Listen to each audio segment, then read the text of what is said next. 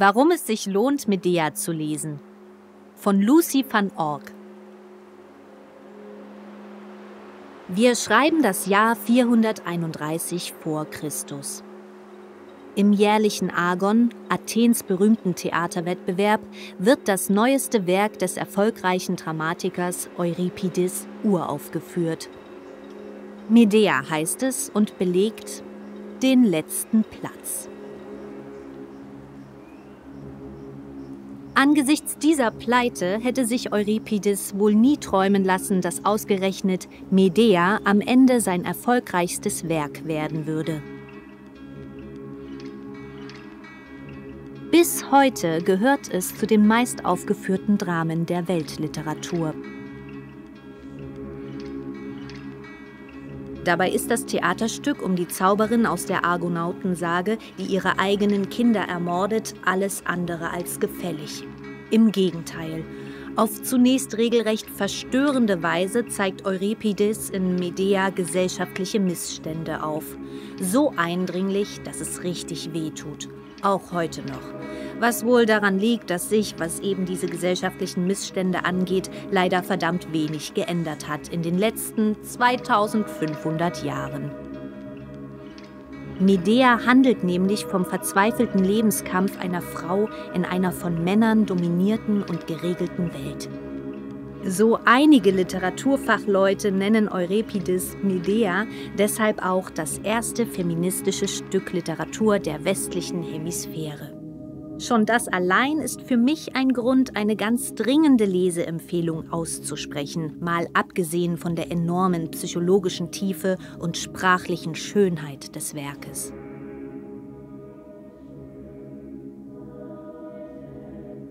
Um die Handlung von Medea zu verstehen, ist es aber wichtig, die Vorgeschichte aus der Argonautensage zu kennen. Die war den Menschen im antiken Griechenland so geläufig wie uns heute Grimms Märchen oder die Star-Wars-Saga und hat ganz grob folgenden Inhalt. Die Königstochter Medea, Enkelin des Sonnengottes Helios, verhilft ihrem geliebten Jason im Wettstreit um das legendäre goldene Vlies zum Sieg. Dank ihrer Hexenkräfte, mit denen sie als Priesterin der Göttin Hekate im Überfluss gesegnet ist. Doch Medeas Vater weigert sich nach dem Sieg, Jason das Vlies zu übergeben. Woraufhin Medea und Jason ihm die Kostbarkeit heimlich rauben und Medea aus ihrer Heimat fliehen und ihr gesamtes altes Leben unwiederbringlich zurücklassen muss. Um Jason zu beschützen, ermordet sie auf der Flucht dann auch noch ihren eigenen Bruder. Modern gesagt hat Medea also nun wirklich verdammt viel in diese Beziehung investiert. Was sich zunächst auch lohnt. Jason zieht mit Medea nach Korinth. Die beiden heiraten, krönen ihre Liebe mit 2 prachtvollen Söhnen und leben glücklich bis Jason. Und genau hier beginnt das Drama von Euripides. Nichts Besseres zu tun hat, als sich an Glauke, die Tochter des Königs Kreon von Korinth, heranzuwanzen.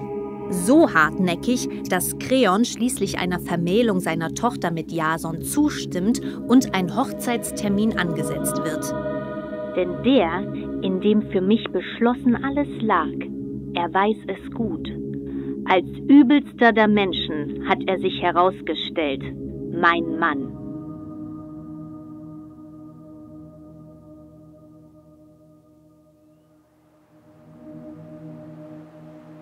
Dass Jason damit Medeas bedingungslos liebendes und ewig loyales Herz bricht, kleiner Kollateralschaden. Genau wie die Tatsache, dass König Kreon aus Angst vor Medeas Klugheit und ihren Zauberkräften unserer Titelheldin dann auch noch unmissverständlich nahelegt, zusammen mit ihren Söhnen Korinth zu verlassen. Genauer gesagt, innerhalb von 24 Stunden, sonst werde er sie alle töten. Dafür, dass Medea nun endgültig außer sich ist vor Verzweiflung und Enttäuschung, hat Jason trotzdem kein Verständnis, zumal er Glauke, so beteuert er, doch gar nicht liebe. Er wolle die neue Ehe doch nur aus rein strategischen Gründen. Medea könne doch wohl nicht so hartherzig sein, ihm eine solche Gelegenheit zu gesellschaftlichem Aufstieg nicht zu gönnen. Sie solle sich gefälligst endlich wie eine ehrbare Frau des antiken Griechenlands verhalten. Sich also statt Ärger zu machen, lieber still in ihr Schicksal fügen und sich verpissen, wohin auch immer. Dass Medea nirgends hin kann, nach allem, was sie für Jason geopfert hat, ihr Problem. Was bringt sie mit ihren Hexenkräften und ihrer völlig unnötigen Klugheit auch alle gegen sich auf?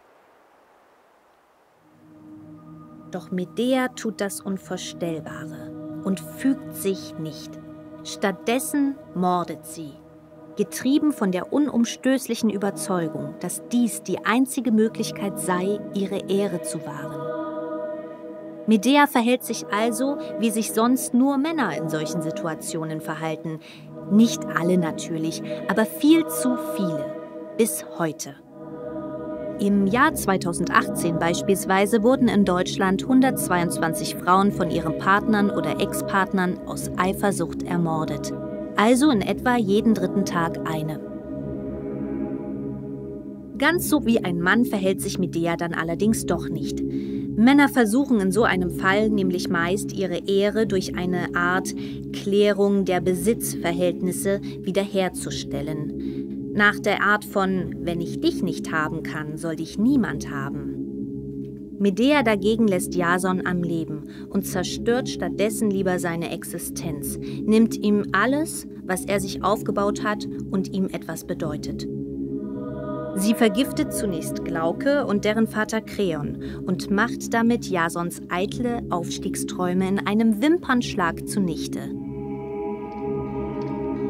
Danach hält sie inne, um eingehend zu überlegen, was ihr wichtiger ist, das Leben ihrer beiden Söhne oder die Rache an Jason. Und noch einmal tut Medea das Unvorstellbare. Sie entscheidet sich für die Rache und ermordet ihre beiden Söhne mit einem Schwert. Allerdings nicht ohne zuvor beim König von Athen erfolgreich um Asyl gebeten zu haben, weswegen unsere Heldin den Ort des Geschehens schließlich als alles überstrahlende Siegerin verlässt. Am Himmel schwebend, im goldenen Triumphwagen ihres Großvaters, des Sonnengottes Helios. Eine Kindermörderin als strahlende Siegerin? Das allein ist schon verstörend, war aber nicht Euripides' Idee. Denn das Ende der Geschichte stammt einfach nur aus der Argonautensage. Das absolut Revolutionäre an Euripides' Medea ist etwas anderes.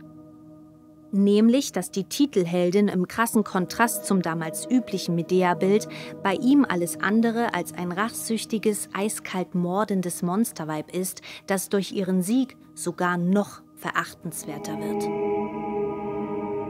Stattdessen beschreibt Euripides psychologisch höchst schlüssig und voller Verständnis für Medeas verzweifelte Lage, wie es zu dieser entsetzlichen Tat kommt. Der Dichter versetzt sich in Medeas Gefühlswelt, zeigt ihren entsetzlichen Zwiespalt und Kummer ebenso wie die trotz allem vorhandene, glühende Liebe zu ihren Kindern. Er wagt es sogar, offen anzusprechen, dass bei weitem nicht nur Medea allein für die entsetzliche Tat die Verantwortung trägt, sondern eben auch Jason und Kreon und wie ungleich das Verhalten von Männern und Frauen in der Gesellschaft bewertet wird. Dem vor Trauer um seine Söhne rasenden Jason war das Schicksal seiner Söhne vor deren Ermordung schließlich vollkommen egal. War er doch bereit, sie auf Nimmerwiedersehen zu verstoßen. Wobei Jason sich natürlich darauf verlassen hat, dass die Liebe der Mutter zu ihren Kindern seine eigene Herzlosigkeit schon irgendwie kompensieren wird. So wie das bis heute viel zu viele Männer tun, überall auf der Welt.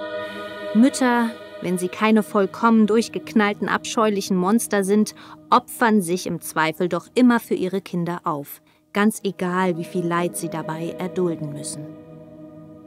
Mit seiner Entscheidung, eine Kindsmörderin eben nicht als abscheuliches Monster, sondern als kluge, besonnene, abwägende und erst dann sich schwersten Herzens entscheidende Person darzustellen, durchkreuzt Euripides' Drama genau diese Gewissheit und erschüttert damit das patriarchale System in seinen Grundfesten. Denn auf die Mutterliebe muss Verlass sein. Beruht allein auf ihr doch die Erpressbarkeit der Frau. Zwingt sie aus Liebe letzten Endes eben doch immer wieder all die himmelsschreienden Ungerechtigkeiten hinzunehmen, denen sie in einer männlich dominierten Welt ausgesetzt ist.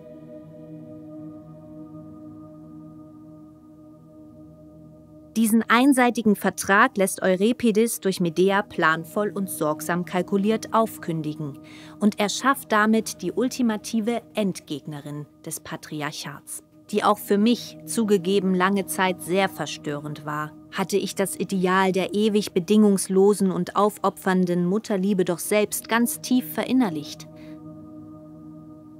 als Teil des bestehenden Systems. Aber seht euch vor, liebe Männer, die ihr noch immer glaubt, es sei nicht nötig, an eben diesem System schleunigst etwas zu verändern. Denn hätte ich heute noch einmal eine Tochter, würde ich sie Medea nennen. Zwar wird das nicht mehr passieren, trotzdem werde ich versuchen, absolut allen jungen Mädchen von Medea zu erzählen, auf dass die dann ihren eigenen Töchtern mit Begeisterung diesen Namen geben. Und sich endlich etwas ändert.